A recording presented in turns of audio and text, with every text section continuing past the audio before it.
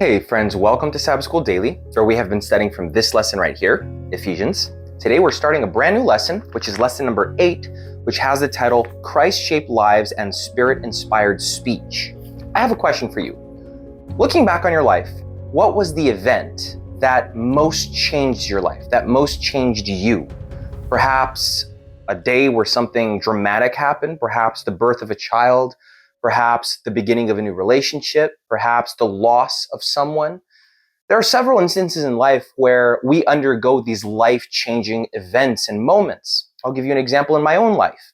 In my life, I would say that one of, if not the most dramatic change in my life was the day I got married.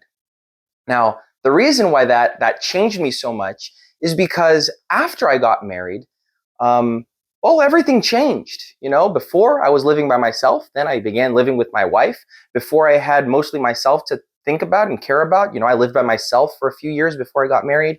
And then after that, I'm caring about someone else and I'm thinking about that other person and I'm providing for that other person and buying things and, going out to eat not alone. And, in every major decision in life, be that financial or travel or vacation or, I consult that other person, my wife in this case. So that was a moment. It was a day in my life where I changed a lot. My life changed. I went from me to us. Now, this week's lesson is all about change. It's all about transformation. Going from a moment where you're thinking only about yourself or you're thinking about your own life, and then when you welcome Christ in, everything changes.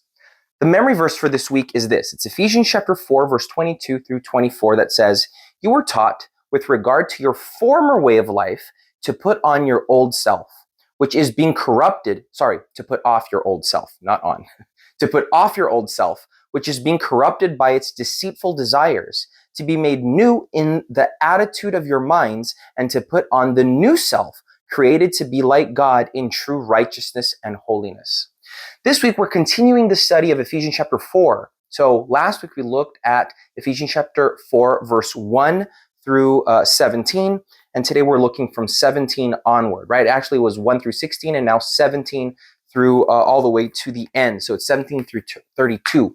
And so this portion, it's very similar to what we've already looked at. It has to do with unity, but this one is really talking about the transformation that comes when we know Jesus, right? Not when we know about Jesus, when we know Jesus. That's going to be one of the major points of this week's lesson as well. There's a big difference between knowing about someone and knowing someone, right? I could know about the woman who became my wife, know about her all I wanted, but if she didn't come into my life as a real relationship, as something important, something essential and vital in my life, well, I doubt that anything would change.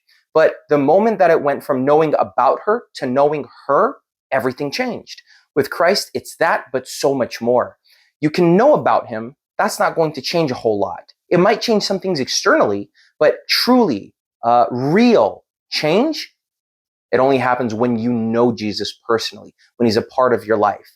So this week, we're going to be talking about that transformation. Friends, I have studied the Bible with, at this point in my life, in my ministry, dozens, if not hundreds of people. And one of the things that most inspires me in seeing how God works in people's lives, how he enters their life, is the fact that everything changes. In true experiences with Christ, things don't stay the same as they were before. They change, they transform.